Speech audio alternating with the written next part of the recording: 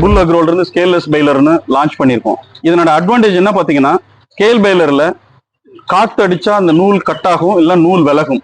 ஒவ்வொரு தடவை விலகிறப்பையும் நீங்க கீழே இறங்கி ஏறணும். இறங்கி ஏறதுக்கு 2 நிமிஷம்ல இருந்து 3 நிமிஷம் வரணும் டைம் ஆகும்.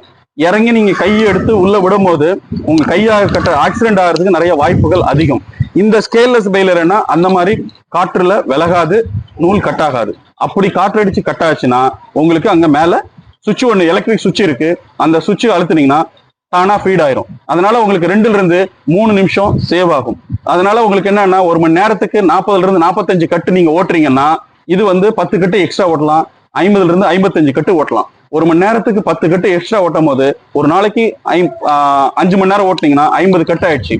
ஒரு கட்டுக்கு 30ல இருந்து 40 ரூபா கணக்கு வச்சுட்டீங்கன்னா 1000 ரூபாயில இருந்து 1500 ரூபா உங்க ப்ராஃபிட் செலவு போக வருமானம்